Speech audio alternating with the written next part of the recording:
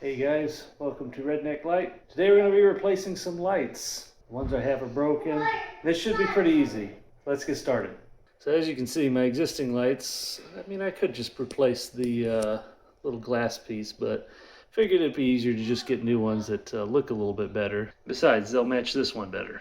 So first in the box here, we've got the cord, which is nice and long with a little piece at the end for the light bulb.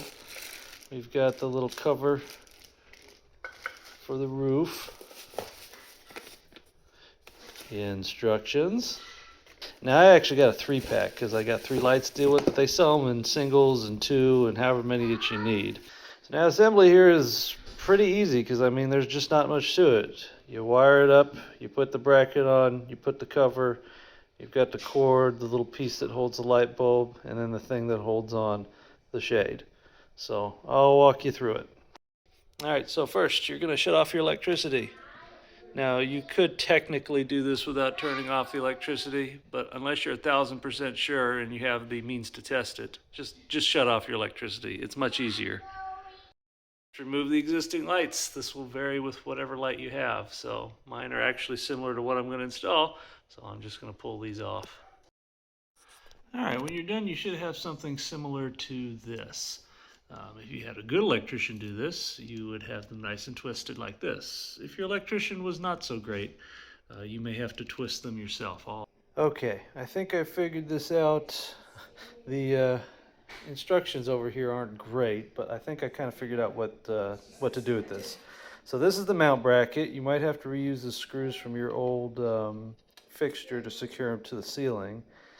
This little loop here goes to this hole here, and then this piece, the rubber part, goes below it, and it's the strain relief for this cord, and that's also how you set the size. And all of that screws together there. The ground wire will wrap around the ground in the electrical box, and then you've got your hot and your neutral wire that will also go up to their respective wires in the electrical box. And then down below you've got this end, which will attach to this. There's a retaining nut on here that you'll use to retain it and hold up the little shroud, shade, whatever it is. So I've gotten to the point now where you need to figure out about how long you want your cord to be. So have your wife or a friend hold it up and then determine where you want it to be. And then you can secure it with the little retention nut to hold the cord. And then once you have it retained to where you want it, you can basically cut this cord off about here. You could save all the slack if you want, but if you don't anticipate ever lowering it, you don't need to fight all that slack and shove it up into the electrical box. As a side note, as part of the included hardware, you get the tiniest little wire nuts here. Now, these may work if you have just a single wire in your fixture, in your electrical box, but if you've got 2 wires, you're going to need a bigger wire nut. Just go to the hardware store and get a little bag of them. They're not expensive.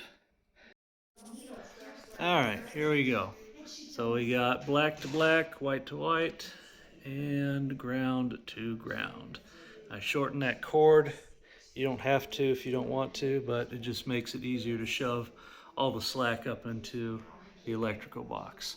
So I'm going to do that, and then there's just 2 screws on the side that match the sides of the bracket. So I've got this hung up, and we got it down to here. So the last bit is the little shroud, and this is just retained with this nut right here onto that. Now this little piece on top, this is completely cosmetic. It has no structural function at all to this. So you could just put it on without this, but in case you get confused as to what this is for, I'm guessing maybe for a different model that actually has a glass piece. But for this, you can just slide it up on here and then the shade below it, and move the screws however you want, but this is completely cosmetic. It doesn't actually hold anything up. And there we go. Pretty easy, everything assembled. I got two more of these to do. I'm going to do those real quick and then do a test of all the lights on. Another thing is, if you're looking to save a little electricity but still have pretty lights, get these little LED Edison fancy lights. And you get the energy savings and they look like old school lights. And there we have it. Electricity's back on. And I think they look pretty good, the three of them in a row. Now the cords are a little, well, odd looking, but over time they'll straighten out as there's weight on them now. But overall, I'm pretty satisfied with the quality of the light. There were some, little dinky wire nuts were not good enough for really anything, so get your own wire nuts. And the instructions weren't that clear, but overall, pretty good buy for 30 something bucks on Amazon. So hope you enjoyed. See you next time.